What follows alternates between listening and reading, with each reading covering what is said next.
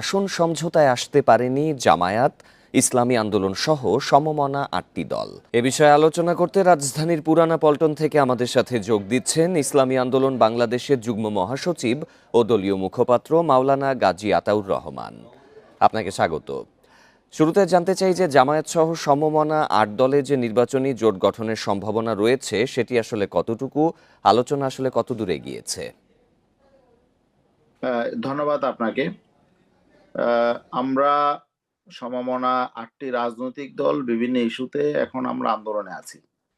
এখনো পর্যন্ত আমাদের আন্দোলন আছে। আজকেও আমাদের চট্টগ্রামে একটি মহাসমাবেশ হয়েছে। আগামীকালকে সিলেটে আছে। তো এই সমাবেশগুলো আ সম সম্পন্ন হলেই ৬ তারিখে যেহেতু বিভাগীয় সমাবেশ কর্মসূচি শেষ হবে, তারপরেই আমরা আ আমাদের যেই আ আসন সমঝোতার বিষয়ে আমরা আনুষ্ঠানিকভাবে বসবো বলে আমরা আশাবাদী। এমনিতেই আমরা ঘরোয়াভাবে অনানুষ্ঠানিক বিভিন্ন রাজনৈতিক দলগুলো আমাদের ৮ দলীয় যেই অ্যালায়েন্স আছে এর সাথে আমরা কথাবার্তা বলছি। তো আমরা আশাবাদী ইনশাআল্লাহ আমাদের খুবই চমৎকারভাবে আমাদের সামনে নির্বাচনটা আমরা ঐক্যবদ্ধভাবে করতে পারবো এবং আমাদের আসন নিয়ে তেমন কোনো সমস্যা জটিলতা হবে না। কারণ আমরা সকল রাজনৈতিক দলই এ ব্যাপারে মানসিকভাবে প্রস্তুত আছি। যদিও আমরা ৩০০ আসনে আমাদের ক্যান্ডিডেটরা কাজ করছে, কিন্তু আমাদের সকল আসনেই আমাদের সকল ক্যান্ডিডেটগণকেই বলা আছে এটা প্রাথমিক সিলেকশন এবং সমঝোতার ভিত্তিতে চূড়ান্তভাবে যেই ক্যান্ডিডেট হবে সেটা আমাদের ৮ দলের যেই হোক তার পক্ষেই আমরা সবাই একযোগে কাজ করব ইনশাআল্লাহ।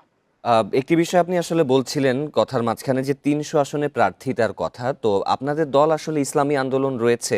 তো তারা বাংলাদেশে আসলে কত আসনে প্রার্থী দিতে চায়? না, আমাদের তো ৩০০ আসনেই প্রার্থীরা কাজ করছে।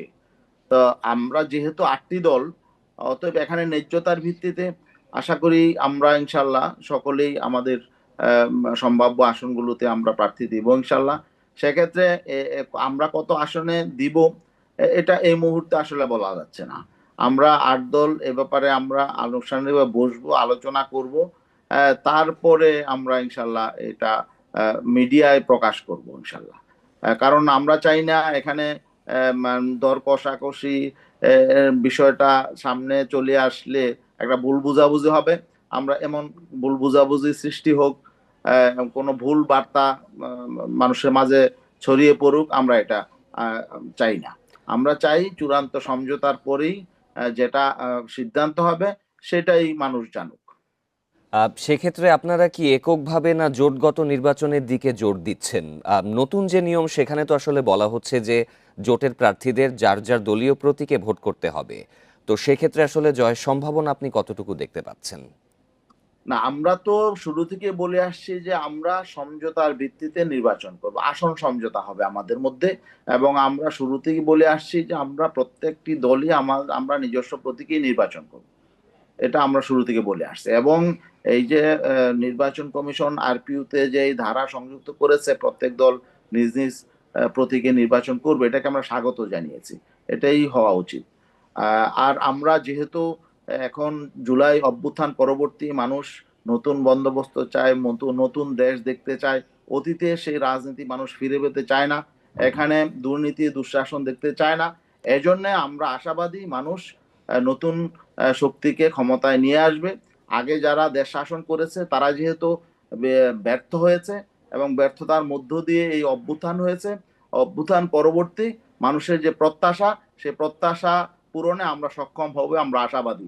এবং মানুষ আমাদের এই ইসলামী এবং দেশপ্রেমিক এই শক্তিকে আগামীতে বিপুলভাবে বিজয়ী করে ক্ষমতায় নিবে। এই ব্যাপারে আমরা দৃঢ়ভাবে আশাবাদী। জাতি তো আসলে নির্বাচনের একটা দোরগোড়ায় রয়েছে। তো এই আগামী নির্বাচন সুষ্ঠু অংশগ্রহণমূলক করতে আপনাদের পরামর্শ আসলে কি? না, আমরা আম আ বরাবরই বলে আসছি যে যাতে একটা লেভেল প্লেইং ফিল্ড তৈরি হয় এবং আমরা একটা বিষয় আমরা বলে আসছি যে জুলাই সনদ হয়েছে। এখানে কিছু সংস্কারের প্রস্তাব আছে এবং জুলাই সনদটার জন্য গণভোট হবে। আমরা শুরু থেকেই বলে আসছি যে গণভোটটা যাতে আগে হয়ে যায়। জাতীয় নির্বাচনের সঙ্গে যাতে না হয়। এখন দেখা গেল যে প্রধান নির্বাচন কমিশনার ঠিক আমরা যে আশঙ্কা করেছিলাম তিনিও কিন্তু সেই আশঙ্কাটাই ব্যক্ত করেছেন। তিনি বলেছেন যে জাতীয় নির্বাচনের দিন একই দিন গণভোট, এটা চ্যালেঞ্জ হবে। তো তিনি এই চ্যালেঞ্জে গেলেন কেন? সরকার কেন এই চ্যালেঞ্জটা নিতে গেল? তো এই জন্য আমরা যেটা এখনো শঙ্কা করছি যে গণভোটটা আগে হয়ে যাওয়া দরকার। গণভোটটা যদি জাতীয় নির্বাচনের দিনই হয়, তাহলে আসলে এখানে বিভিন্ন রকম চ্যালেঞ্জ চলে আসবে। কোন ফলাফলটা আগে ঘোষণা হবে, গণভোটের ফলাফল নাকি জাতীয় নির্বাচনের ফলাফল, এটা নিয়েও একটা সংকট তৈরি হতে পারে। যাই হোক, এটা আমাদের চ্যালেঞ্জ আছে। আর আমরা আশাবাদী, যেহেতু আমরা একটা অতীতের যে নির্বাচন বাংলাদেশে হয়েছে 12টি নির্বাচন, সেই নির্বাচন নিয়ে অনেক রকম কথা হয়েছে। কিছু নির্বাচন প্রহসন হয়েছে, কিছু নির্বাচন তো তামাশা হয়েছে। হ্যাঁ, কয়েকটা নির্বাচন ভালো হয়েছে, কিন্তু যে ভালো নির্বাচনগুলো হয়েছে সেই ভালো নির্বাচনগুলোর মধ্য দিয়ে ভালো সরকার আমরা পাই নাই। দুর্নীতি হয়েছে, দুঃশাসন চলেছে। এই জন্য আমরা চাই আগামীতে ভালো নির্বাচন যেমন হবে, ভালো নির্বাচনের মধ্য দিয়ে যাতে ভালো মানুষ নির্বাচিত হয়ে আসতে পারে, এমন একটা পরিবেশ নিশ্চয়ই, আমরা আসলে চাই। লেভেল প্লেইং ফিল্ড নিশ্চিত করার কথাটি আপনি উল্লেখযোগ্যভাবে বলেছেন। মাওলানা গাজী আতাউর রহমান, আপনাকে ধন্যবাদ আমাদের সাথে যোগ দিয়ে আলোচনায় অংশগ্রহণে। জি, ধন্যবাদ। আসন্ন জাতীয় সংসদ নির্বাচনে দলীয় সিদ্ধান্তকে উপেক্ষা করেই স্বতন্ত্র প্রার্থী হওয়ার ঘোষণা দিয়ে বহিষ্কার হয়েছেন বিএনপি সহ আন্তর্জাতিক বিষয়ক সম্পাদক ব্যারিস্টার রুমিন ফারহানা। রাজনৈতিক অঙ্গনে খুবই পরিচিত মুখ হয়েও দলের মনোনয়ন বঞ্চিত হওয়া ও পরবর্তীতে দল থেকে বহিষ্কার করা নিয়ে নেট দুনিয়ায় চলছে নানান আলোচনা সমালোচনা। রুমিন ফারহানার মতে, বিগত সময়ে জনগণকে দেয়া প্রতিশ্রুতি রক্ষা করতেই তিনি দলের বিরুদ্ধে গিয়ে নির্বাচন করছেন। দলের বিরুদ্ধে নির্বাচন করা নিয়ে মঙ্গলবার রাতে রুমিন ফারহানা বলেন, এই আপোষহীনতা বিএনপি চেয়ারপারসন খালেদা জিয়ার কাছ থেকেই শিখেছেন। বিদ্রোহী প্রার্থী হওয়াটা এক ধরনের আপোষহীনতার বহিঃপ্রকাশ। জোয়ারের বিপরীতে একা দাঁড়িয়ে যাওয়া এই সাহস তিনি তার নেত্রীর কাছ থেকেই শিখেছেন। তিনি বলেন, রাজনীতিতে আপোষ না করে একা দাঁড়িয়ে যাওয়ার শিক্ষা তিনি পেয়েছেন খালেদা জিয়ার কাছ থেকেই, যার আদর্শে তিনি রাজনীতি করেছেন এবং যার আশ্রয় ও স্নেহে রাজনৈতিকভাবে বেড়ে উঠেছেন। তার প্রয়াণের দিনেই নিজের বহিষ্কারকে তিনি নিছক কাকতালীয় বলে মনে করেন না। এছাড়া বিএনপির চেয়ারপারসন বেগম খালেদা জিয়ার মৃত্যু ও নিজের দল থেকে বহিষ্কারের ঘটনা একই দিনে ঘটাকে সংকেতপূর্ণ হিসেবে দেখছেন সদ্য বহিষ্কৃত সহ আন্তর্জাতিক বিষয়ক সম্পাদক রুমিন ফারহানা। তার মতে, খালেদা জিয়ার মৃত্যুর দিনেই দল থেকে বহিষ্কারের আদেশ পাওয়া তার রাজনৈতিক জীবনে এক অদ্ভুত ও বেদনাদায়ক অধ্যায়। বহিষ্কার সত্ত্বেও তিনি আসন্ন ত্রয়োদশ জাতীয় সংসদ নির্বাচনে প্রতিদ্বন্দ্বিতা করার সিদ্ধান্তে অটল রয়েছেন। খালেদা জিয়াকে একজন আপোষহীন নেত্রী হিসেবে উল্লেখ করে রুমিন ফারহানা বলেন, তিনি তার রাজনৈতিক অভিভাবককে হারিয়েছেন। খালেদা জিয়ার আদর্শে অনুপ্রাণিত হয়ে রাজনীতি করেছেন এবং সেই আদর্শ মেনেই তিনি পথ চলেছেন বলে জানান। তার মৃত্যুতে দেশ ও দলের অপূরণীয় ক্ষতি হয়েছে বলেও মন্তব্য করেন তিনি। এদিকে দলীয় সিদ্ধান্ত অমান্য করে সাংগঠনিক কর্মকাণ্ড পরিচালনার অভিযোগে মঙ্গলবার রুমিন ফারহানা সহ মোট 9 জন নেতাকে বহিষ্কার করে বিএনপি। বিএনপির জ্যেষ্ঠ যুগ্ম মহাসচিব রুহুল কবির রিজভীর স্বাক্ষরিত এক সংবাদ বিজ্ঞপ্তিতে জানানো হয়, বহিষ্কৃত নেতাদের বিএনপির প্রাথমিক সদস্য পদ সহ সব পর্যায়ের পদ বাতিল করা হয়েছে। এর আগে গত সোমবার রুমিন ফারহানা ব্রাহ্মণবাড়িয়া 2 আসন থেকে স্বতন্ত্র প্রার্থী হিসেবে মনোনয়নপত্র দাখিল করেন। তিনি নিজে উপস্থিত হয়ে সরাইল উপজেলা নির্বাহী কর্মকর্তা ও সহকারী রিটার্নিং কর্মকর্তার কাছে মনোনয়নপত্র জমা দেন। ওই আসনে বিএনপির নেতৃত্বাধীন জোটের প্রার্থী হিসেবে জমিয়তে উলামায়ে ইসলামের মাওলানা জুনায়েদ আল হাবিবকে ঘোষণা করা হয়েছে। তিনি দলটির কেন্দ্রীয় কমিটির সহসভাপতি এবং আসন্ন ত্রয়োদশ জাতীয় সংসদ নির্বাচনে খেজুর গাছ প্রতীকে প্রতিদ্বন্দ্বিতা করছেন। মনোনয়নপত্র জমা দেওয়ার শেষ দিনে রিটার্নিং কর্মকর্তার কার্যালয়ে ভিড় রাজনৈতিক দলের নেতাকর্মীদের।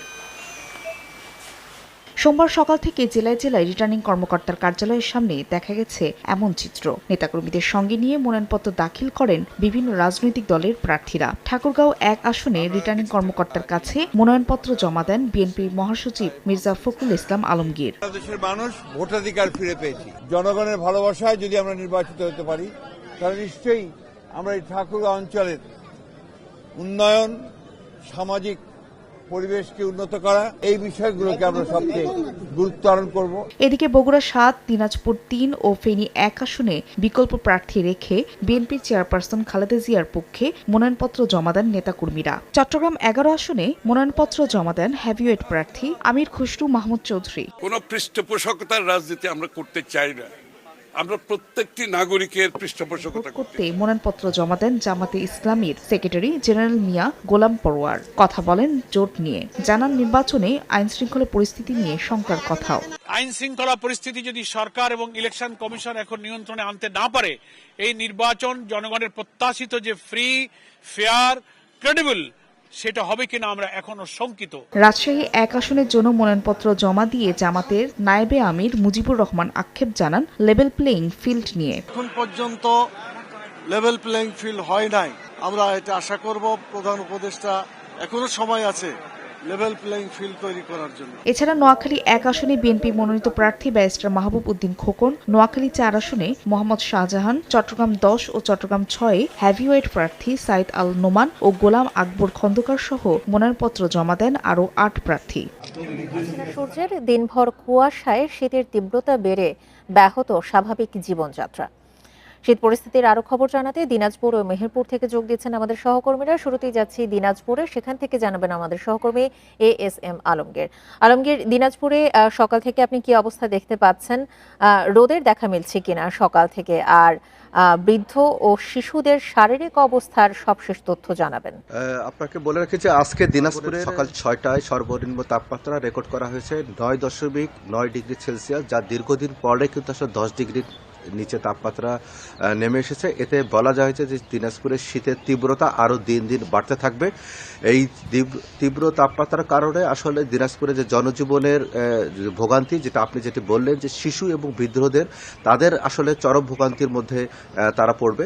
কারণ এই তাপমাত্রা এবার দিনাজপুরে আমরা যেটি লক্ষ্য করছি যে শুধু তাপমাত্রা যে কমে আসছে বা কুয়াশায় ঢেকে থাকতেছে বিষয়টি এরকম না, আসলে সারা দিনব্যাপী কিন্তু হিমেল হাওয়া বইতেছে। এই হিমেল হাওয়ার কারণে আসলে কিন্তু সকল, শুধু শিশু বৃদ্ধ না, সকলেই আসলে কাবু হয়ে পড়তেছে। কারণ দিনের বেশিরভাগ সময় কিন্তু আসলে মানুষজন ঘরের ভিতরে থাকতেছে, ঘর হতে একেবারে প্রয়োজন ছাড়া কিন্তু মানুষজন ঘর হতে বের হতে পারতেছে না। এর পাশাপাশি আপনাকে আরেকটি বিষয় বলে রাখি যে এই যে সারা দিনব্যাপী আপনার হিমেল হাওয়া বওয়ার কারণে কিন্তু আসলে গবাদি পশু যেগুলো, সেই গবাদি পশুর যে যারা আসলে এই মাঠের খাবার যেসব গবাদি পশু খেয়ে অভ্যস্ত, তারা মাঠে যারা গরিব মানুষ, তারা যারা মাঠে গবাদি পশু নিয়ে যেতে পারতেছে না, তারা আসলে এই গোখাদ্য কিনতে যাওয়ার কারণে তাদের আসলে আয়ে একটা টান পড়ছে এবং তারা আসলে চরম বেকায়দার মধ্যে পড়েছে। এর পাশাপাশি আপনাকে বলি যে এই শীত নিবারণের জন্য প্রশাসনের পক্ষ থেকে শীতবস্ত্র বিতরণ শুরু হয়েছে। বিশেষ করে আমাদের এই দিনাজপুর যে সীমান্ত এলাকা, এই সীমান্ত এলাকা 29 বিজিবির পক্ষ থেকে আমরা খেয়াল করছি যে সীমান্তবর্তী যে শীতার্ত মানুষ রয়েছে, এই শীতার্ত মানুষের মাঝে এই বিজিবি কিন্তু বিতরণ করতেছে। পাশাপাশি শিশুদেরকেও তারা শীতবস্ত্র দিচ্ছে। এর পাশাপাশি তারা কিন্তু চিকিৎসা সেবা সেটি অব্যাহত রেখেছে। তো যারা শীতার্ত মানুষ, যারা নিম্ন আয়ের মানুষ, যারা খেটে খাওয়ার মানুষ, তারা যেটি বলছে যে দিনাজপুর উত্তরাঞ্চলে একসময় যে মঙ্গা ছিল, সে মঙ্গা থেকে তাদের রক্ষা পাওয়ার জন্য যে বিভিন্ন ধরনের প্রকল্প নেওয়া হয়েছিল, এখন কিন্তু এই শীতের জন্য কিন্তু আসলে এই ধরনের প্রকল্প নেওয়া উচিত। কারণ এই শীতের সময় তাদের যে আয়, যে রোজগারের যে বিষয়টি, সেটি কিন্তু আসলে অনেক কমে যায়। তারা স্বাভাবিকের চাইতে 2 থেকে 300 টাকা প্রতিদিন তাদের কম রোজগার করতে হয়, কারণ তারা বেশিক্ষণ তারা মাঠে থাকতে পারে না। এটি তারা সরকারের কাছে আবেদন জানিয়েছেন এই বিষয়টি বিবেচনায় নিয়ে তাদের জন্য প্রয়োজনীয় ব্যবস্থা গ্রহণ করার জন্য। এই ছিল দিনাজপুরের শীতের সর্বশেষ অবস্থা। আলমগীর, সঙ্গেই থাকুন। এবার আমরা যাচ্ছি মেহেরপুরে, সেখান থেকে জানাবেন আমাদের সহকর্মী রাজিবুল হক। রাজিবুল, আমরা দিনাজপুরের তথ্য শুনছিলাম। মেহেরপুরে আজকে সকাল থেকে তাপমাত্রা কত ডিগ্রি সেলসিয়াসে আছে, আর খেটে খাওয়া মানুষের কি অবস্থা? আজ সকাল 6টায় চুয়াডাঙ্গা আবহাওয়া অফিস এই অঞ্চলে সর্বনিম্ন তাপমাত্রা রেকর্ড করেছে 8.7 ডিগ্রি সেলসিয়াস। অর্থাৎ গত 2 দিন ধরে এই অঞ্চলে মৃদু শৈত্যপ্রবাহ বয়ে যাচ্ছে। এর সাথে রয়েছে ঘন কুয়াশা। গতকাল দুপুরের পর সূর্যের দেখা মিললেও আজকে ঘন কুয়াশা কেটে গিয়ে সকাল 9টার পর থেকেই এই সূর্যের আলো দেখা মিলেছে। তবে দিনভর যে হিমেল বাতাস, এই কনকনে বাতাসে কিন্তু মানুষের শীতের তীব্রতা অনেকটাই বেশি হয়েছে। সবচেয়ে বেশি বিপাকে পড়েছে নিম্ন আয়ের শ্রমজীবী বা খেটে খাওয়া মানুষ, বিশেষ করে যারা আছে, এরা সব থেকে বেশি দুর্ভোগ পড়েছে। আর এর থেকে বেশি দুর্ভোগে পড়েছে বেদে সম্প্রদায়। 10টি পরিবার এখানে আছে। তারা মূলত এই যে ঘন কুয়াশা এবং ঠান্ডা বাতাস, এই বাতাসে কিন্তু তাদের দুর্ভোগ চরম আকারে পড়েছে। বিশেষ করে তারা এই যে পলিথিনের যে ঘর বানিয়ে মূলত এখানে আছে খোলা আকাশের নিচে, দিনের পর দিন এভাবে থাকার কারণে তাদের দুর্ভোগ অনেকটাই বেশি হয়ে গেছে। তবে উপজেলা প্রশাসন এবং জেলা প্রশাসনের পক্ষ থেকে ইতিমধ্যেই কম্বল বিতরণ করা হয়েছে। বিশেষ করে এই জায়গায় বেদে সম্প্রদায়ের 10টি পরিবার আছে, এখানে উপজেলা প্রশাসনের পক্ষ থেকে বিশেষ করে উপজেলা নির্বাহী অফিসার আনোয়ার হোসেন সম্প্রতি কয়েকদিন আগে এদেরকে এই যে তীব্র শীতের কিছুটা হলেও শীত নিবারণের জন্য সরকারিভাবে কম্বল বিতরণ করেছে। এছাড়াও জেলা উপজেলা পর্যায়ে যে হিজড়া বা দরিদ্র বা সমাজের পিছিয়ে পড়া যে জনগোষ্ঠী আছে, এদের যে স্বাভাবিক যে শীতের যে দুর্ভোগ, সেটি কমানোর জন্য কিন্তু উপজেলা প্রশাসনের পক্ষ থেকে শীত বস্ত্র বিতরণ করা হয়েছে। আর শীতের যে তীব্রতা, এটি অনেকটাই বেশি। কারণ গত 4 দিনের কথা যদি বলি, গত 4 দিন পর কিন্তু মেহেরপুরে সূর্যের দেখা মিলেছে। অর্থাৎ সূর্যের আলো না থাকার কারণে শীতের তীব্রতা অনেকটাই বেশি বৃদ্ধি পাচ্ছে। দিনাজপুর এবং মেহেরপুর থেকে শীত পরিস্থিতির সবশেষ ত্রয়োদশ জাতীয় সংসদ নির্বাচনকে সামনে রেখে রাজনৈতিক দলগুলোর মধ্যে চলছে নানান সমীকরণ। কোন দলের সঙ্গে কার জোট হচ্ছে, কে কোন আসন থেকে নির্বাচন করবেন, সেই আলোচনাই এখন টক অফ দ্য কান্ট্রিতে পরিণত হয়েছে। 25 ডিসেম্বর বিএনপির ভারপ্রাপ্ত চেয়ারম্যান তারেক রহমান দেশে ফেরার পর থেকেই ফুরফুরে মেজাজে আছে দলটির নেতাকর্মীরা। অন্যদিকে নতুন নির্বাচনী জোট গঠন নিয়ে রীতিমতো বেকায়দায় পড়েছেন জামায়াত এনসিপির মতো রাজনৈতিক দলের নেতারা। বিশেষ করে জামায়াতের সঙ্গে এনসিপির জোট করা নিয়ে পাল্টাপাল্টি মন্তব্য নিজ দলের নেতাদের সঙ্গেই বিরোধে জড়িয়েছেন নাহিদ আক্তাররা। বিতর্কের জেরে দল থেকেই পদত্যাগ করেছেন তাসনিম জারা, তাজনুবা জাবিনের মতো শীর্ষ পর্যায়ের দুই নেত্রী। এছাড়াও দলটির প্রথম সারির ডজন খানেক নেতাকে ক্ষোভ প্রকাশ করতে দেখা যায় সামাজিক মাধ্যমে। তবেই শেষ পর্যন্ত সব আলোচনার অবসান ঘটিয়ে জামায়াতের সঙ্গে আনুষ্ঠানিকভাবে জোটভুক্ত হয়েছে জাতীয় নাগরিক পার্টি। রোববার এনসিপি অলি আহমদের এলডিপি সহ 10 দলকে সঙ্গে নিয়ে নতুন নির্বাচনী জোটের ঘোষণা করেন জামায়াত আমির ডাক্তার শফিকুর রহমান। এরপরই রাজনৈতিক অঙ্গনে শুরু হয়েছে নতুন সমীকরণ। অবশ্য কয়েক মাস আগে থেকে জামায়াতের নেতৃত্বে 8 দল মিলে এই জোট গঠনের পথে এগোতে থাকলেও শেষ মুহূর্তে এসে জোটে যোগ দেয় এলডিপি ও জাতীয় নাগরিক পার্টি। জোটের আত্মপ্রকাশ সংবাদ সম্মেলনে জামায়াতে আমির বলেন, সবাই মিলে আমরা একটি ভালো নির্বাচন করতে চাই। আমরা মূলত একটি নির্বাচনী সমঝোতা করেছি। আরও অনেকের আগ্রহ থাকা সত্ত্বেও আপাতত সবাইকে জোটে যুক্ত করা সম্ভব হয়নি।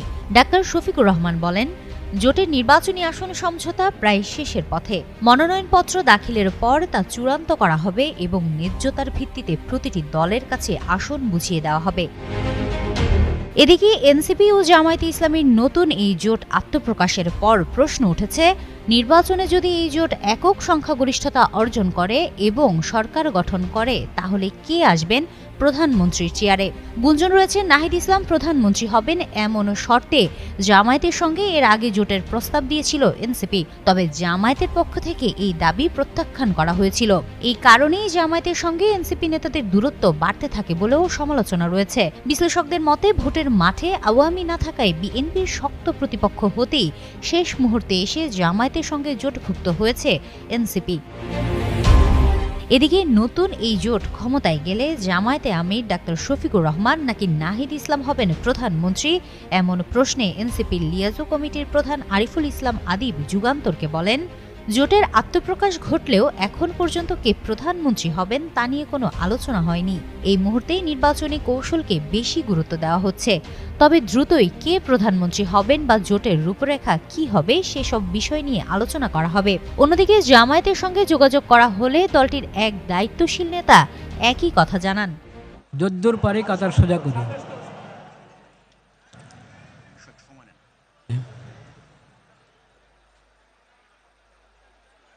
সলাতুল জানাজার নিয়ত, যখন সলাতুল জানাজার জন্য আমরা এসেছি, জানাজার জন্য দাঁড়িয়েছি, সলাতুল জানাজার নিয়ত করলাম, বাস এতটুকুই জানাজার নিয়ত।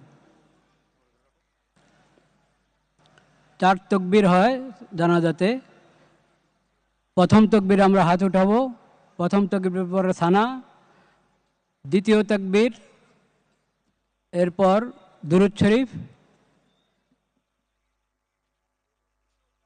তৃতীয় তাকবীরের পর দোয়া, চতুর্থ তাকবীরের পর সালাম। কিছুক্ষণের মধ্যেই নামাজ শুরু হচ্ছে, আমরা প্রস্তুত হয়ে যাই।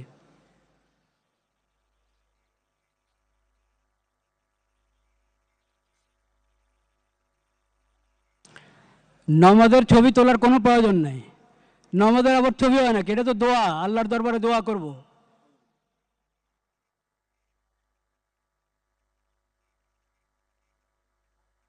শুরু করা যায় মনে হয় এবার। ঠিক আছে, দরকার আছে। আচ্ছা,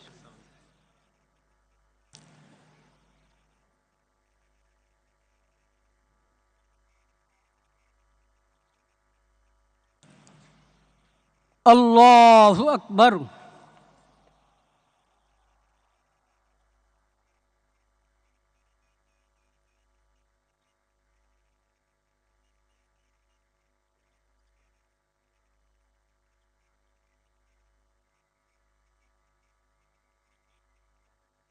আল্লাহু আকবার।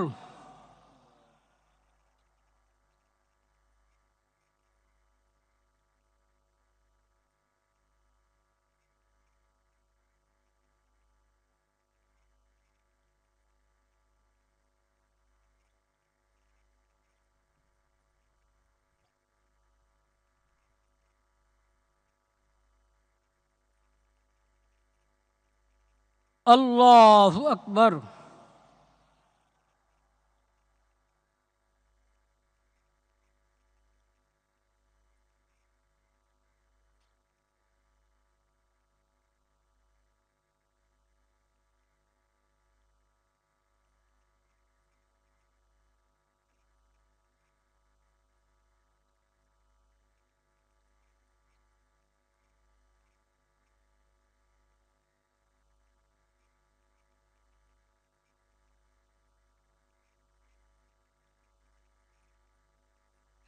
আল্লাহু আকবার।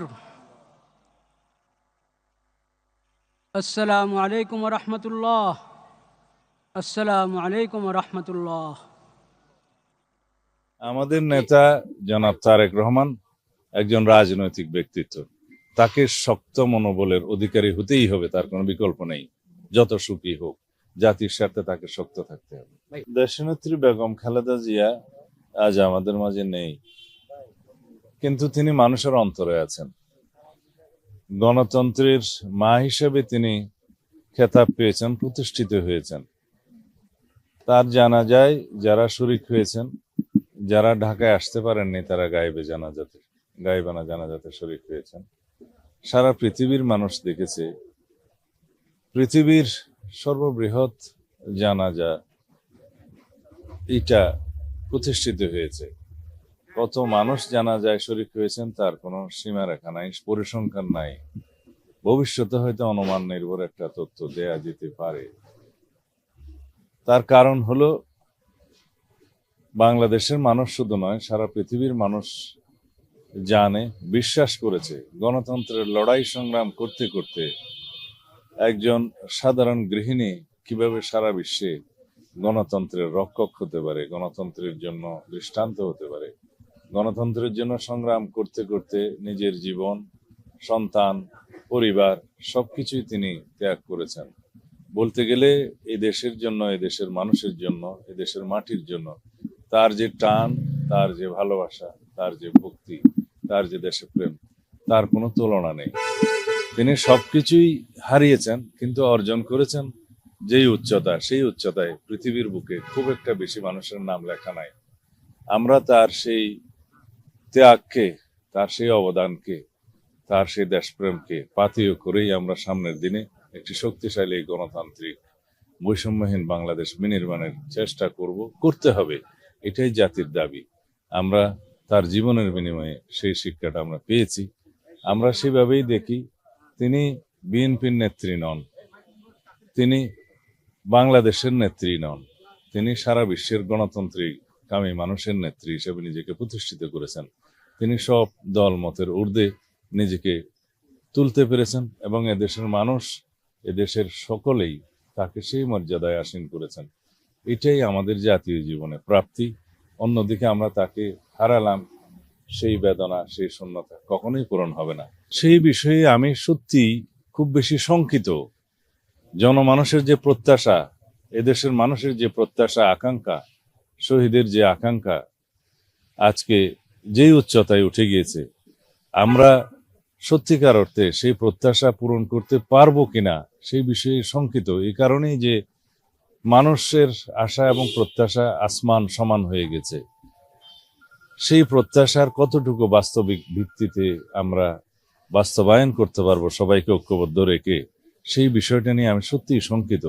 তবুও আমাদের চেষ্টা অব্যাহত রাখতে হবে। আমরা আমাদের সীমিত সাধ্য, অর্থনৈতিক সাধ্যের মধ্যে আমরা সবাইকে ঐক্যবদ্ধ করে এই জাতিকে এগিয়ে নিয়ে যেতে হবে। এটাই আমাদের দায়িত্ব। কতটুকু পূরণ করতে পারা যাবে যাবে না সেটা ভবিষ্যৎ দেখবে।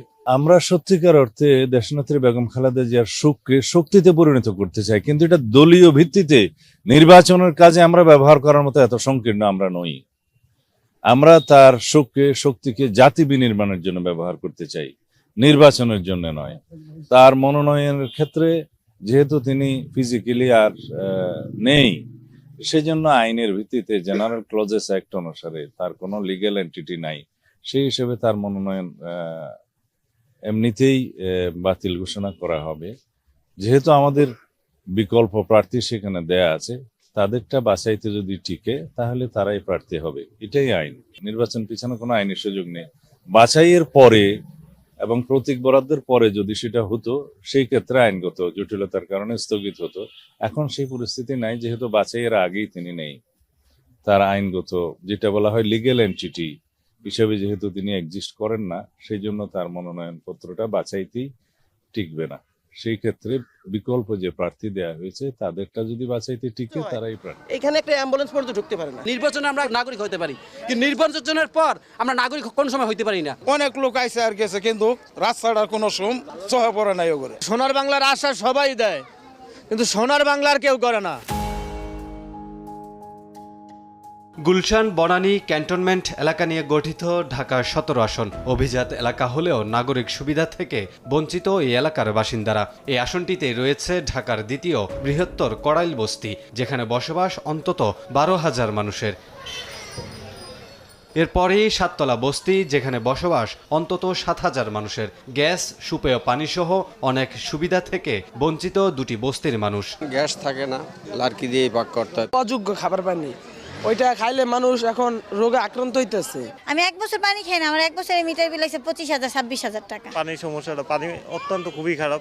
আপনার ভোগান্তি, অচল হয়ে পড়ে সড়ক, বিঘ্নিত হয় যান চলাচল। দীর্ঘদিনের সমস্যার স্থায়ী সমাধান না পেয়ে ক্ষুব্ধ এলাকাবাসী। সুন্দরভাবে ড্রেনের ব্যবস্থা হলে আমরা যাতায়াতের জন্য ভালো হয়। একটু বৃষ্টি যদি হয় তাহলে আমাদের ছেলে পেলে যারা স্কুলে যায় তারা স্কুলে যাওয়া কষ্ট হয়ে যায়। এখানে চলাচল করার মতো কোনো পরিস্থিতি নাই সন্ধ্যায় আপনার বর্ষাকালে। রাস্তাঘাট ভালো না, ওই যে বৃষ্টি হলে ওতে যাওয়া যায় না। কোয়ার্টারবাসী প্রত্যাশা জানাতো রাস্তাটা যাতে আমাদের সুন্দরভাবে হাসপাতাল থেকে এইটুকু তারা নির্ধারিত। গুরুত্বপূর্ণ এই আসনটিতে এবার প্রতিদ্বন্দ্বিতা করবেন বিএনপির ভারপ্রাপ্ত চেয়ারম্যান তারেক রহমান। তার প্রতিপক্ষ জামায়াতে ইসলামের ডাক্তার SM খালেদুজ্জামান। সমস্যা সমাধান সম্ভাব্য প্রার্থীরা। এই এলাকাটাকে আর্কিটেকচারাল মডেলে স্বল্প আয়ের মধ্যে কীভাবে গঠন করা যায়, যেখানে ফায়ার সার্ভিসের ব্যবস্থা থাকবে, সেখানে সুন্দর স্যানিটেশনের ব্যবস্থা থাকবে, যেখানে ওয়াটারের ব্যবস্থা থাকবে, কীভাবে তাদের ঘরবাড়ি ভালো করা যায়, এই ব্যবস্থাটা আমার একটা প্রায়োরিটি থাকবে। আসনটিতে মোট ভোটার প্রায় 3.25 লাখ, নারীর চেয়ে পুরুষ ভোটার 17,000 বেশি। জনপ্রতিনিধিরা আসেন, জনপ্রতিনিধিরা চলে যান, নির্বাচনের আগে দেন নানান প্রতিশ্রুতি। যদিও ভোটাররা বলছে নির্বাচিত হয়ে গেলে প্রতিশ্রুতির সিংহভাগ অপূর্ণ থেকে যায়। এমন বাস্তবতায় আসন্ন ত্রয়োদশ জাতীয় সংসদ নির্বাচনে ভোটারদের একটাই প্রত্যাশা, নির্বাচিত প্রার্থীরা যেন প্রতিশ্রুতির কথা ভুলে না যান। জাতীয় নির্বাচনে চলছে মনোনয়নপত্র বাছাই এবং যাচাই কার্যক্রম। রংপুর 1 আসনে 9 জনের মধ্যে 8 জন প্রার্থীকে বৈধ ঘোষণা করেছেন জেলা রিটার্নিং কর্মকর্তা। দ্বৈত নাগরিকত্বে তথ্য অসম্পূর্ণ থাকায় প্রার্থিতা বাতিল হয়েছে জাতীয় পার্টির মনোনীত প্রার্থী ব্যারিস্টার মঞ্জুর আলীর। প্রার্থিতা ফিরে পেতে আদালতে দ্বারস্থ হওয়ার কথাও জানান তিনি। একই সময়ে আসনটি থেকে বাংলাদেশ জামায়াতে ইসলামী, বিএনপি, জাতীয় নাগরিক পার্টি, ইসলামী আন্দোলন সহ 8 জন প্রার্থীকে বৈধ ঘোষণা করা হয়। নির্বাচনকে সুষ্ঠুভাবে সম্পূর্ণ করতে প্রতিটি আসনে নির্বাহী ম্যাজিস্ট্রেট নিয়োগ করা হয়েছে। আচরণবিধি লঙ্ঘন হলে বিধি মোতাবেক ব্যবস্থা গ্রহণের কথাও জানান জেলা রিটার্নিং কর্মকর্তা। রংপুর জেলা প্রশাসন কার্যালয়ে চলছে মনোনয়নপত্র যাচাই বাছাই। এ বিষয়ে বিস্তারিত জানাতে যুক্ত হচ্ছেন সহকর্মী নাজমুল ইসলাম নিশাত। আমি এখন রয়েছে রংপুর জেলা প্রশাসন রিটার্নিং কর্মকর্তার কার্যালয়ে। এই মুহূর্তে রংপুর 2 আসনের যারা মনোনয়নপত্র দাখিল করেছেন তাদের যাচাই বাছাই চলছে এবং সকালে রংপুর 1 আসনের প্রার্থীদের মনোনয়নপত্র যাচাই বাছাই হয়েছে এবং সেখানে 9 জন প্রার্থীর মধ্যে জাতীয় পার্টির প্রার্থী ব্যারিস্টার মঞ্জুম তার দ্বৈত পেশা সংক্রান্ত তথ্যের ঘাটতির কারণে সেটি বাতিল হয়েছে এবং 8 জনের প্রার্থিতা বৈধ হিসেবে ঘোষণা করেছেন জেলা রিটার্নিং কর্মকর্তা। এখন রংপুর 2 আসনের মোট 5 জন প্রার্থী মনোনয়নপত্র দাখিল করেছেন এবং বিএনপি, জামায়াত, জাতীয় পার্টি সহ অন্যান্য দলের যে 5 জন প্রার্থী মনোনয়নপত্র দাখিল করেছেন তাদের যাচাই বাছাই চলছে এবং আমরা দেখছি যে যাচাই বাছাইকে ঘিরে বিভিন্ন সংস্থা মূলত তাদের ব্যাংকের লেনদেন, কারো মামলা সংক্রান্ত জটিলতা কিংবা ব্যাংকের যে হিসাব নিকেশ থেকে শুরু করে নাগরিকত্বের ক্ষেত্রে কোনো সমস্যা রয়েছে কিনা সেগুলো যাচাই বাছাইয়ের ক্ষেত্রে প্রতিটি সংস্থার লোকজনও কিন্তু রিটার্নিং কর্মকর্তার কার্যালয়ে এসছেন এবং সবার কাগজপত্রাদি যাচাই বাছাইয়ের পরেই যদি কোনো ত্রুটি না থাকে সেক্ষেত্রে তাদের প্রার্থিতা বৈধ ঘোষণা করা হচ্ছে। এই মুহূর্তে আপনারা শুনলেন যে রংপুর 2 আসনের যিনি বিএনপি মনোনীত প্রার্থী তার যাচাই বাছাই শেষে তাকে বৈধ ঘোষণা করা হলো এবং আজকে রংপুর জেলার মোট 6টি সংসদীয় আসন এবং আজকে রংপুর 1 এবং রংপুর 2 এই দুটি আসনের যাচাই বাছাই চলছে এবং আগামীকালকে যাচাই বাছাই হবে 3 এবং 4 এবং পরবর্তী দিনে 5 এবং 6। মূলত 3 দিনে এই 6টি আসনের যাচাই বাছাইয়ের যে প্রক্রিয়া সেটি সম্পন্ন করা হবে। তো সবকিছু মিলিয়ে রংপুর জেলা রিটার্নিং কর্মকর্তার কার্যালয় থেকে এই ছিল আমার কাছে মনোনয়ন যাচাই বাছাইয়ের সবশেষ তথ্য। রাজনীতির ইতিহাসে ক্ষমতা, কারাগার, আন্দোলন আর পতনের গল্পই বেশি বলা হয়, কিন্তু ইতিহাসের প্রতিটি বড় ঘটনার পাশে দাঁড়িয়ে থাকে কিছু নীরব মানুষ, যাদের নাম লেখা থাকে না শিরোনামে, কিন্তু যাদের উপস্থিতি ছাড়া সেই ইতিহাস অসম্পূর্ণ। এমনই একজন মানুষ হলেন ফাতেমা বেগম। কারাগার থেকে হাসপাতাল, গৃহবন্দিত্ব থেকে বিদেশের নিঃসঙ্গ করিডোর, জীবনের শেষ মুহূর্ত পর্যন্ত বেগম খালেদা জিয়ার পাশে ছিলেন ছায়াসঙ্গীর মতো। এমনকি একসময় ক্ষমতাচ্যুত প্রধানমন্ত্রী শেখ হাসিনাও কটাক্ষ করে বলেছিলেন কারাগারেও তাকে লাগবে। পৃথিবীতে শুনে সাজাপ্রাপ্ত আসামির জন্য আবার কাজের বুয়া থাকে, মানুষ এমনি কাজের বুয়া পায় না। আর খালেদা জিয়ার জন্য কারাগারে স্বেচ্ছা একজন কারা বহন করেছে খালেদা জিয়ার সেবা করার জন্য।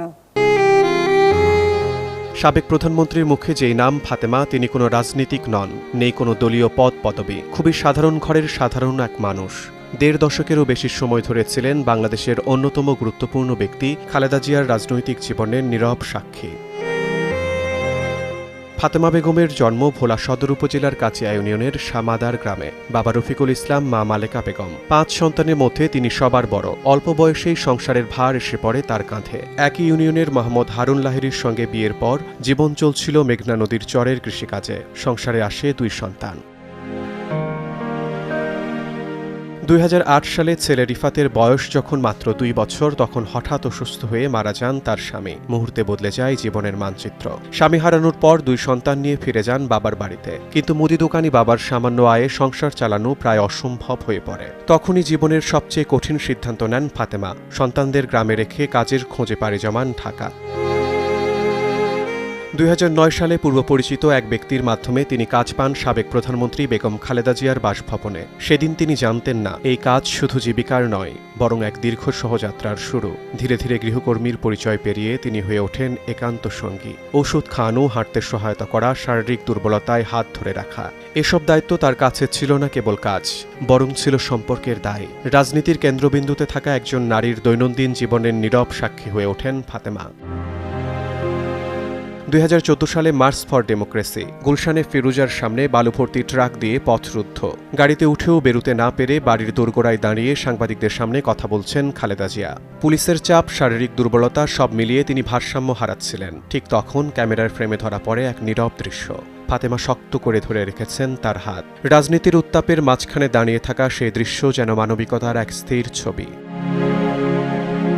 2018 সালের 8 ফেব্রুয়ারি আদালতের রায়ে খালেদা জিয়া যান নাজিমউদ্দিন রোডের পুরনো কারাগারে। সেই সময় আইনজীবীরা আবেদন করেন তার গৃহকর্মী ফাতেমা বেগম যেন তার সঙ্গে থাকতে পারেন। আদালতের অনুমতিতে 6 দিন পর কারাগারে প্রবেশ করেন ফাতেমা। কোনো অপরাধ ছাড়াই স্বেচ্ছায় হন কারাবন্দী। 2021 সালের এপ্রিল করোনা আক্রান্ত হন খালেদা জিয়া। টানা 53 দিন হাসপাতালে ছিলেন তিনি। যখন মানুষ আপনজনের কাছেও যেতে ভয় পাচ্ছিল, তখনও ফাতেমা ছিলেন দায়িত্বে অবিচল। সেবিকা হয়ে, সাহস হয়ে, ছায়া হয়ে, সকল চড়াই উতরায়ের নীরব সাক্ষী ফাতেমা। লন্ডনে উন্নত চিকিৎসার সময়ও ফাতেমা ছিলেন তার সঙ্গে। আগেও বহু বিদেশ সফরে সঙ্গী হয়েছেন তিনি। কোনো সংবাদ সম্মেলনে তার নাম আসেনি, কোনো বক্তব্য নেই, কোনো দাবি নেই। তবু ইতিহাসের প্রতিটি কঠিন অধ্যায়ে আছে তার নীরব উপস্থিতি। সব সম্পর্ক ক্ষমতার নয়, কিছু সম্পর্ক তৈরি হয় দায়িত্ব, বিশ্বাস আর মানবিকতার ভেতরে। ফাতেমা বেগম কোনো নেতা নন, তবু তিনি ইতিহাসের অংশ। আলোয় দাঁড়িয়েছিলেন রাষ্ট্রনায়ক, আর ছায়ায় দাঁড়িয়েছিলেন এই নারী, নীরব, নির্ভরযোগ্য, অবিচল। রাজনীতির কোলাহলের ভিড়ে তার নাম হয়তো উচ্চারিত হবে না বারবার, কিন্তু বেগম খালেদা জিয়ার জীবনের ইতিহাসে ফাতেমা বেগম থেকে যাবেন এক ছায়াসঙ্গী হিসেবে, যিনি শেষ মুহূর্ত পর্যন্ত স্বেচ্ছায় দাঁড়িয়েছিলেন ছায়াতেই। আমাদের সংগ্রাম আমরা মাথার উপর করব না ইনশাআল্লাহ।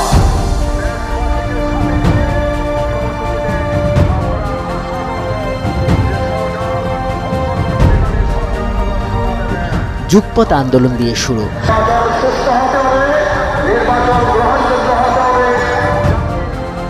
কাছাকাছি দেখা গেছে সংস্কারের আলোচনায়। তবে অন্তরালের সব গুঞ্জন সত্যি হয়ে ধরা দিল গেল রোববার। জাতীয় জীবনে ইনশাআল্লাহ আমরা তাদের সাথে একসাথে কাজ করব এই জাতিকে গড়ার জন্য ইনশাআল্লাহ। একই সারিতে ইসলামী ও সমমনা ৮ দল জানালেন জোট নয় ঠিক সমঝোতা। আসনগুলোতে বোঝাপড়া করে দাঁড়াচ্ছেন ১০ দলের নেতারা। আজকে আরো 2টি দল আমাদের সাথে সম্পৃক্ত হয়েছেন, জনাব কর্নেল অলি আহমদ এবং এনসিপি।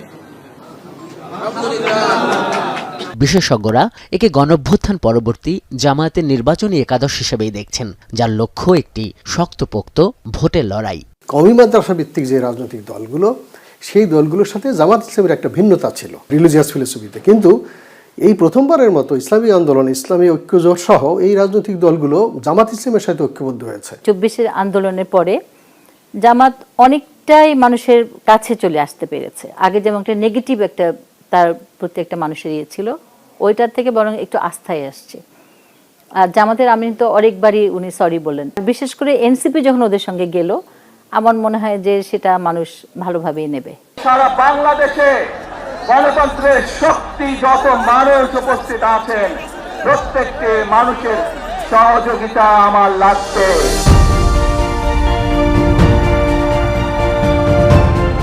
তারেক রহমান দেশে ফেরার পর জোট নিয়ে জট খুলে গেছে বিএনপিরও। বিএনপির সঙ্গে নির্বাচন করছেন গণ অধিকার পরিষদের নুরুল হক নূর, আছেন মাহমুদুর রহমান মান্না, গণসংহতির জুনায়েদ সাকিও।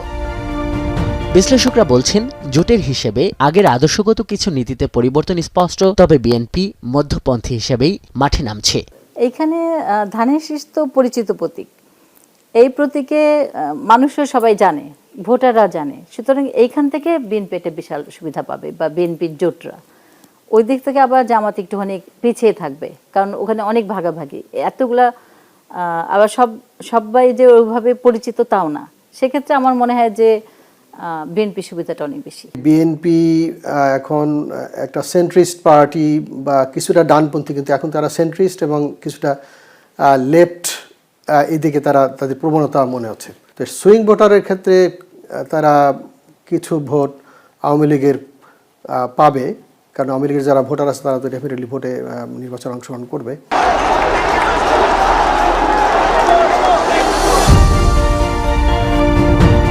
বিশ্লেষকদের মত, জোটের সফলতা কিংবা ভোটে গতিপথ নির্ধারণ করবে রাষ্ট্র সংস্কার ও জনসংখ্যার অর্ধেক নারীদের ভাবনা। 50% নারীকে তো কেউ মানে না দেখে থাকতে পারবে না, তাদেরকে আনতেই হবে, হিসাবের মধ্যে আনতে হবে। যদি আনতে হয় তাহলে হচ্ছে অনেক ভালো ভালো মিম করে ভালো ভালো প্রতিশ্রুতি দিতে হবে, যাতে করে মেয়েরা আকৃষ্ট হয়। সংস্কারের বিষয়টা যদি এনসিপি এবং জামাত ইসলামী সহ অন্যান্য রাজনৈতিক দল জনগণের সামনে তুলে ধরতে পারে, বিশেষ করে শিক্ষিত তরুণ যারা ভোটার, তাহলে এই ইস্যুটার আমার কাছে মনে হয় তাদের পক্ষে এটা ইতিবাচক হিসাবে কাজ করবে। সব মিলিয়ে এই দুই জোটই আগামী নির্বাচনের মূল খেলোয়াড় বলছেন তারা। এখনো মনে হয় যে ইলেকশনে আদর্শ থেকে ইলেকশন জেতা বা জয়লাভ করবে কিভাবে, এটাই মুখ্য থাকে আমার কাছে মনে হয়। আজহার লিমন, এখন, ঢাকা। 4 গুণ শক্তিশালী এনজাইম ও অধিক ফেনা সমৃদ্ধ অরিক সিলভার ওয়াশ মাত্র 70 টাকা। দেশের বাইরে আমার কোনো ঠিকানা নেই, এটাই হলো আমার ঠিকানা। এই দেশ, এই দেশের মাটি, মানুষই আমার সবকিছু।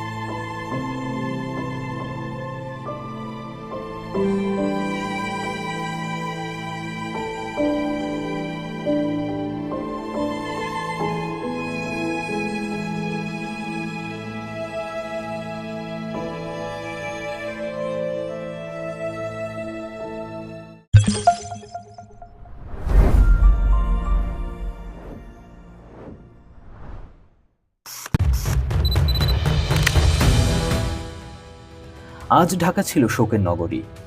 ঢাকার সব পথ যেন আজ এসে মিশেছিল মানিক মিয়া অ্যাভিনিউতে, যেখানে ৮০ ও ৯০-এর দশকে খালেদা জিয়ার নেতৃত্বে বিএনপির সমাবেশে হাজার হাজার লোক সমাগম হতো। সেই মানিক মিয়া অ্যাভিনিউতে আজকে খালেদা জিয়ার শেষ বিদায় সম্পন্ন হলো। সংসদ ভবনের দক্ষিণ প্লাজা এবং এর পূর্ব ও পশ্চিম পাশের বিশাল মাঠ, মানিক মিয়া অ্যাভিনিউ এবং এর আশপাশের সড়কে দেশের সর্ববৃহৎ জানাজার সাক্ষী হল বাংলাদেশ। আজ বেগম জিয়াকে শেষ শ্রদ্ধা জানাতে রাজধানী ঢাকার রাস্তাঘাটে আছড়ে পড়েছে অগণিত জনতার ঢেউ। এই ঢেউ গুণে শেষ করবার নয়। প্রাথমিকভাবে ধারণা করা হচ্ছে এটি ছিল দেশের ইতিহাসের সর্ববৃহৎ জানাজা। জানাজার সার্বিক উপস্থিতির আনুমানিক হিসেব করার জন্য ২১শে টেলিভিশন আজকের ড্রোন ফুটেজ ও সরেজমিন তথ্য বিশ্লেষণ করেছে। সব দিক হিসেবে আমরা জানাজার উপস্থিতিকে দুই ভাগে ভাগ করতে পারি। প্রথমত, প্রধান জামায়াত, যারা সংসদের আশেপাশে ও মানিক মিয়া অ্যাভিনিউ জানাজা স্থলে উপস্থিত হয়ে নামাজের কাতারবন্দি হতে পেরেছেন। আর দ্বিতীয়ত, চলমান জামায়াত বা মুভিং ক্রাউড, জানাজা স্থলের উদ্দেশ্যে গমনরত জনস্রোত, যারা কিনা স্থান সংকুলান না হওয়ায় আসাদ গেট, মিরপুর রোড, আগারগাঁও, খামারবাড়ি, চন্দ্রিমা উদ্যানের আশেপাশে ফার্মগেট হয়ে কারওয়ান বাজার পর্যন্ত সড়কের পাশে উপস্থিত ছিলেন। সেই হিসেবে প্রধান জামায়াত স্থলের আনুমানিক আয়তন ও ঘনত্ব বিশ্লেষণে দেখা যায় সংসদ ভবনের দক্ষিণ প্লাজা ও পূর্ব এবং পশ্চিমের দুই মাঠ, মানিক মিয়া অ্যাভিনিউর পুরো সড়ক, ধানমন্ডি ৩২ থেকে মিরপুর রোডের আসাদ গেট, অন্যদিকে বিজয় সরণি থেকে খেজুরবাগান হয়ে ফার্মগেট মেট্রো স্টেশন পর্যন্ত এলাকাকে আমরা প্রধান জামায়াত এলাকা হিসেবে ধরতে পারি। স্যাটেলাইট ইমেজ বিশ্লেষণ করে দেখা যায় এই এলাকার আয়তন আনুমানিক ৩ লাখ বর্গমিটার। ক্রাউড মডেলিং অনুসারে এই ৩ লাখ বর্গমিটার এলাকার অতি ঘনত্ব সম্পন্ন ভিড় ছিল, যা আন্তর্জাতিক স্ট্যান্ডার্ড অনুসারে প্রতি বর্গমিটারে ৫ জন আদর্শ। সেই হিসেবে এখানে ১৫ লাখ মানুষের উপস্থিতি সম্ভব। এদিকে চলমান জামায়াত বা মুভিং ক্রাউড যথাযথভাবে হিসেব করা অত্যন্ত কঠিন, তবে কৃত্রিম বুদ্ধিমত্তার সাহায্য নিয়েছি আমরা। সরেজমিনে দেখা যায় জনস্রোত আশেপাশের বিজয় সরণি, খামারবাড়ি মোড়, ফার্মগেট, কারওয়ান বাজার, পান্থপথ, শেরেবাংলা নগর, কলেজ গেট, আসাদ গেট, শাহবাগ সহ শহরের অলিতে গলিতে ছড়িয়ে পড়ে। এছাড়া আসাদ গেট থেকে মোহাম্মদপুর টাউন হলের কাছাকাছি পর্যন্ত, আগারগাঁও মেট্রো স্টেশন থেকে শ্যামলী শিশু মেলার কাছাকাছি পর্যন্ত এলাকার সড়কে বিপুল মানুষ জানাজায় অংশ নেন। সেই হিসেবে আমরা শ্যামলী থেকে সায়েন্স ল্যাব থেকে পান্থপথ হয়ে কারওয়ান বাজার থেকে ফার্মগেট ও হলিক্রস রোড, চন্দ্রিমা উদ্যান থেকে বিজয় সরণি ও আগারগাঁও এবং তৎসংলগ্ন সড়কের আয়তন হিসেব করে পাই ৫,৩৩,০০০ বর্গমিটার, যা আন্তর্জাতিক স্ট্যান্ডার্ড অনুসারে প্রতি বর্গমিটারে 2.75 জন আদর্শ। সেই হিসেবে এখানে প্রায় 15 লাখ মানুষের উপস্থিতি সম্ভব। এছাড়া আশেপাশের গলি, মাঠ, উড়াল সড়ক, বাসাবাড়ি ও মার্কেটের ছাদে উপস্থিতি হিসেব করে কৃত্রিম বুদ্ধিমত্তা জানাচ্ছে এখানে আরও 10 লাখের মতো মানুষ উপস্থিত থাকা সম্ভব। আমাদের আনুমানিক হিসেব ও মডেল থেকে দেখা যায় শুধু জানাজা স্থল ও এর আশপাশেই প্রায় 40 লাখ মানুষের উপস্থিতি সম্ভব। এছাড়া এর আশেপাশের বিভিন্ন অঞ্চলেও ব্যাপক জনসমাগম ছিল, যা হিসেব করে সঠিকভাবে বলে দেওয়া অত্যন্ত কঠিন। তবে সব মিলিয়ে জানাজাকে কেন্দ্র করে আজ অন্তত 50 লাখের বেশি মানুষের উপস্থিতি হয়েছে বলে ধারণা করা হচ্ছে। তবে এটি পরিপূর্ণভাবে মডেলিং করে প্রকাশ করা সময় সাপেক্ষ ব্যাপার। বেগম খালেদা জিয়ার মৃত্যুতে শোকার্ত হয়েছে দেশের কোটি মানুষ, যা সংখ্যার গণ্ডিতে আনা অসম্ভব। খালেদা জিয়া থাকবেন মানুষের মনে অপার শ্রদ্ধার সাথে।